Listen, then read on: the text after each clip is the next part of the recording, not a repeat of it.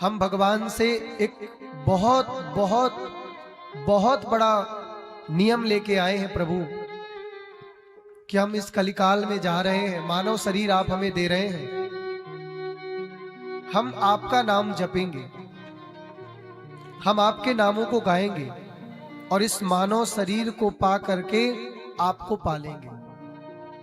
बंधु, ऐसे कितने जीवन में हम लोग कुकर बने हैं, हम लोग सूकर बने हैं, हम लोग बैल बने हैं। जब कोई कर्ज खा के किसी का मर जाता है, उसे बैल बन के आना पड़ता है, व्यक्ति को गधा बन के आना पड़ता है, अनेक योनियों में जीव भटकता है। और जब अपनी योनि को मानो, जैसे आप गधे बने और आपने गधे की योनि को छोड़ा, तो एक बार प्रभु तुम्हें मिलेंगे। हाँ भैया, कैसा अनुभव कर रहे हो?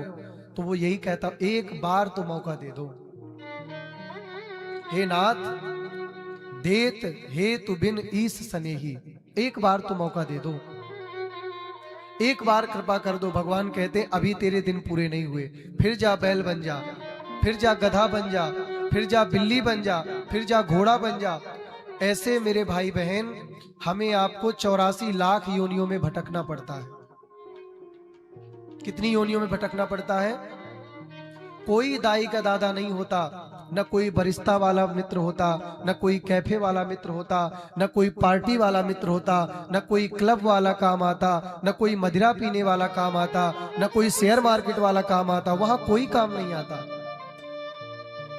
वहां तुम्हारे पुण्य के द्वारा ही तुम्हें मनुष्य की योनि मिलती है। अब एक बात मुझे बताइएगा, आप यदि कुत्ता बनोगे, बिल्ली बनोगे, गधा बनोगे, तो आप बताओ कैसे करा पाओगे?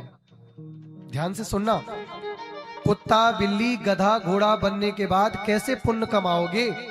न बुद्धि है, न हाथ है, पता ही नहीं कि चंदन कैसे लगाना, कथा में कैसे बैठना है। हम तो गधे घोड़ा बने, बिल्ली बने हैं। याद रखना, पुण्य के अनुसार ही मानव देह प्राप्त होती है।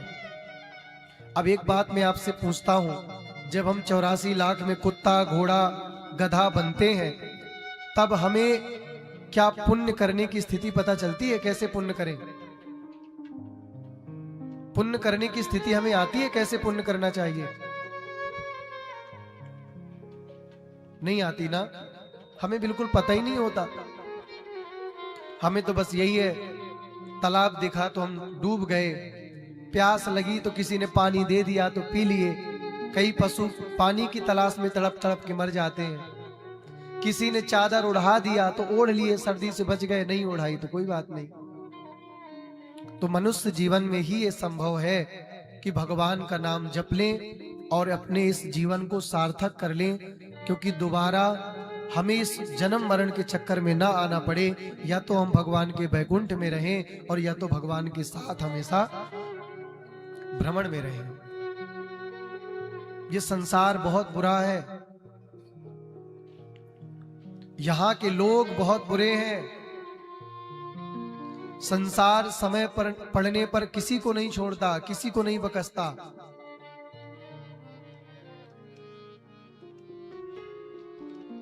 एक ही संबंध ऐसा है जो कल भी हमारा था, आज भी मुश्किल समय आ जाए, आपके जीवन में कभी कोई ऐसी प्रॉब्लम आ जाए, तो ऐसा दुख की घड़ी आ जाए तो जान फटफटाती है। सच्ची बताऊं, कोई काम नहीं आता उस समय, केवल और केवल प्रभु काम आते हैं। जो आपके इष्ट होंगे, भोलेनाथ, राम जी, श्याम जी, हम उन्हीं के चरणों में कहते हैं, हे नाथ अब ये ठीक कर देना, अब तुम ही हो, तुम्हारे सिवा कोई आसरा नहीं, तुम्हारे सिवा कोई सहारा नहीं, बस तुम बचा लो नाथ, तुम देख लो, तुम्हारे सिवा कोई नहीं मेरा।